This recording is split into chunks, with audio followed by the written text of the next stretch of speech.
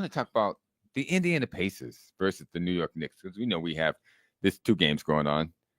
We have the Timberwolves versus the OKC Thunder, and then we have the Indiana Pacers versus the New York Knicks.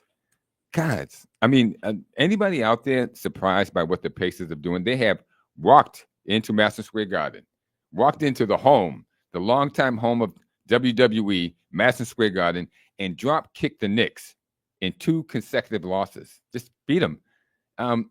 They've impressed me, but Kevin, what has impressed you the most about them? Well, what has impressed me all year, Clay, and first of all, the Indiana Pacers really have gone under the radar. I mean, a very underrated team that nobody really has talked about. People forget that they were swept by the Celtics in the Eastern Conference Finals last year, where without Tyrese Haliburton, who has impressed me the most, obviously, that's the obvious answer, without Tyrese Haliburton in games 3 and 4 of last year's Eastern Conference Final. Now, of course, the Pacers played the Celtics tough in that series and probably should have taken a game or 2 maybe with the way things are, but the Celtics were a much stronger team last year. But that being said, I'm not going to put toothpaste back on the tube here. I'm not saying if Tyrese Haliburton was in games 3 and 4 last year, they would have won those games and made it a more competitive series. The Celtics were a better team.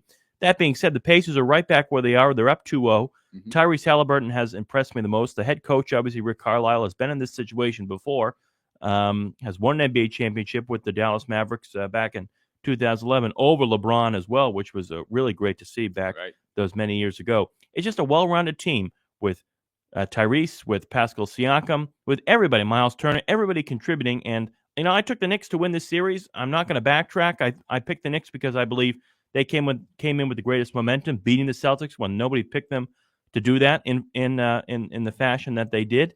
And that being said, the Pacers I mentioned being under the radar, this is a team, you mentioned the Knicks, the Pacers walking into Madison Square Garden.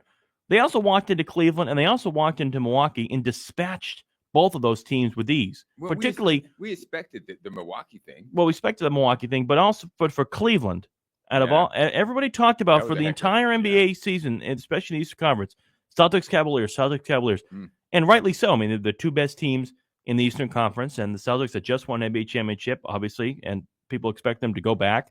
Many did. We did, certainly. The Cavaliers had a tremendous regular season, and nobody was talking about the Knicks. Nobody was talking about the Pacers. But you take it out now and see these 2 up to the 4 now.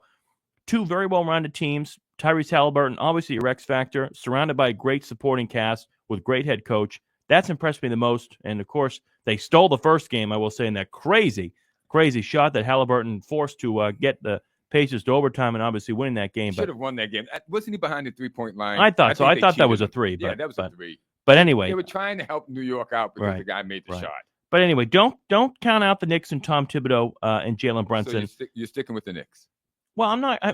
I'm just trying to pin you into the corner. Listen, yes, I picked the Knicks. Trying to pin you into the corner. I picked the Knicks, and by the way, just for the sake of argument, if I picked Indiana, I think you would have picked the Knicks. I think you only picked the Pacers because I picked the Knicks. But anyway, okay. Let me speak on that. Go ahead. I took Indiana because Indiana is the best team in the East, and I knew that. I knew that by the All-Star game. I knew the Celtics were going to falter. I knew the Milwaukee Bucks were pretenders. That's right. I knew that. Easy to say now. And I knew the Cleveland Cavaliers were not as strong as everybody thought they were. He knows all.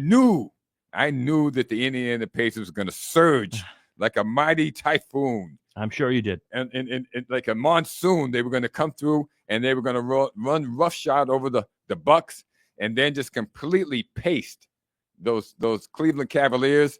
And then when they got to the Knicks, they were going to start licking their chops. Yes, ladies and gentlemen, I knew all that then. But here's what I really know now.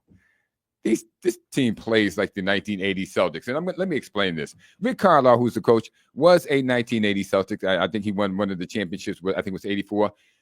Anybody can be a star on any given night, and anybody can be the supporter of the stars any given night. They don't mind playing defense. They don't mind playing offense. Neesmith, the guy that was here now and is now there, he plays defense like a wet blanket. I mean, and he's going to wear Brunson out by the end of that series. You have T.J. McConnell, you have Haliburton, you got Siakam, you have Turner. These guys will come in and play whatever style you want them to play. They will run, they will set up, and that's why I think they're going to win it. I'm going to stick with my pick on that.